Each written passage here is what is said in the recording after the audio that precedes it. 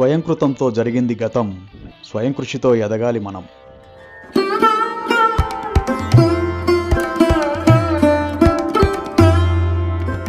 నమస్కారం.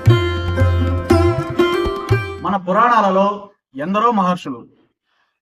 వారిలో వాల్మీకి రచించిన రామాయణంలోని అయోధ్యకాండలో మనకు కనిపించే ఒక పాత్ర జాబాలి.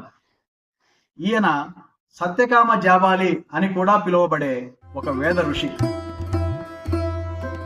ఈ జాబాలి మహర్షి అనేక సంవత్సరాలు ఒక నది ఒడ్డున ధ్యానంలో గడిపాడు.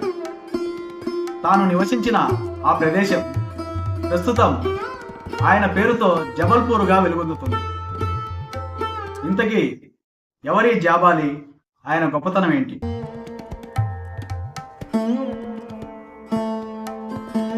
పుణ్యాత్ములు మహర్షుల జన్మములు చాలా విచిత్రంగా ఉంటాయి. జాబాల అనే ఒక విప్ర స్త్రీకి కన్యత్వ దశలోనే దేవతా వరప్రసాదమును పుట్టినవాడే ఈ జాబాలి. జాబాలి బాలుడుగా ఉన్నప్పుడు బ్రహ్మచారిగా మారటానికి తన తండ్రి గురించి, కుటుంబం గురించి తన తల్లి జాబాలను అడిగి తెలుసుకుంటాడు.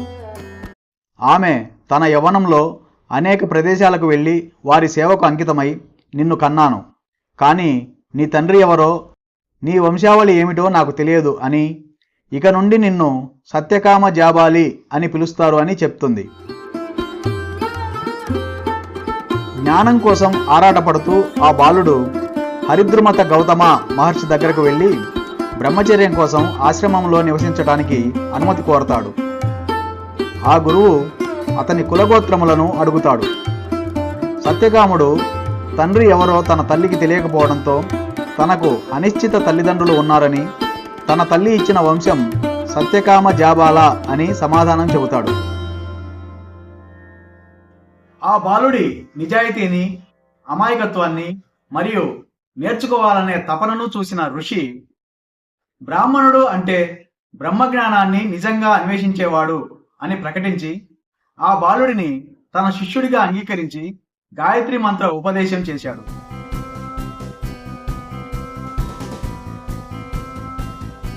ఆ మహర్షి సత్యకాముడిని 400 ఆవులను మేపడానికి అడవికి పంపుతాడు. సత్యసంధుడై జాబాలి గోవులను కాపాడుకుంటూ 1000 గోవులు అయిన తర్వాత గురుగృహమునకు తిరిగి వస్తుండగా మార్గమధ్య దారిలో అతని గురుభక్తికి, గోపూజ తత్పరతకు సంతసించిన దేవతలు వాయుదేవుడు, అగ్నిదేవుడు, సూర్యదేవుడు వృషభ రూపాలలో ప్రవేశించి సత్యకామ జాబాలికి బ్రహ్మజ్ఞానంలోని దివ్యమైన మంత్రపాదములను ఒక్కొక్కరు ఒక్కొక్క పాదము చొప్పున నేర్పించగా చివరి పాదమును మద్గు అను పక్షి నేర్పిస్తుంది.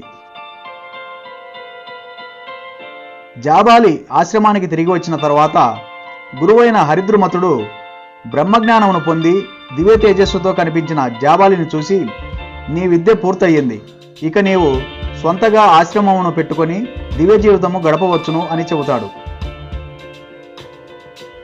కానీ జాబాలి అందుకు నిరాకరించి, గురుముఖంగా నేర్చుకొని బ్రహ్మజ్ఞానం పొందినప్పుడే అది పరిపూర్ణమవుతుందని వినయంగా గురువుకు తెలియపరిచి తన యుక్త వయసు కాలమంతా హరిద్రుమతుని సేవించి ఋషి అవుతాడు.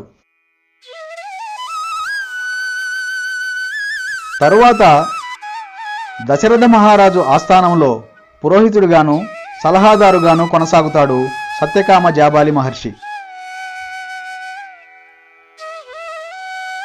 ఆ తరువాతి కాలంలో జాబాలి మహర్షి తపస్సు చేసిన ప్రదేశాన్ని జాబాలి తీర్థం అని పిలుస్తారు. ఆ తీర్థం ప్రస్తుతం తిరుమల శ్రీ వెంకటేశ్వర స్వామి ఆలయమునకు వాయవ్య భాగంలో ఉంది. పుట్టుకతో గోత్రమే తెలియని జాబాలి మహర్షి పేరు మీద దక్షిణ భారతదేశంలో బ్రాహ్మణులు ఉపయోగించే ఒక గోత్రం జాబాలి గోత్రం. చివరగా చిత్రకూట పర్వత ప్రాంతమున జాబాలి ఒక ఆశ్రమమును నిర్మించుకొని సుబ్రహ్మణ్య స్వామిని ఆరాధిస్తూ పరతత్వ రహస్యాలను ఎన్నింటినో గ్రహించాడు. అప్పుడు పరమ పవిత్ర జ్ఞానానికి అర్హుడైన పిప్పలాద మహర్షికి జాబాలి మహర్షి బోధించిన బ్రహ్మజ్ఞానమే జాబాలి ఉపనిషత్తుగా పిలువబడింది. అంటే జాబాలి మహర్షిచే బోధించబడిన బ్రహ్మజ్ఞానము జాబాలి ఉపనిషత్తు అయితే, అతని గురించి తెలిపే కథ సామవేదంలోని ఛాందోగ్య ఉపనిషత్తులో చిత్రీకరించబడింది.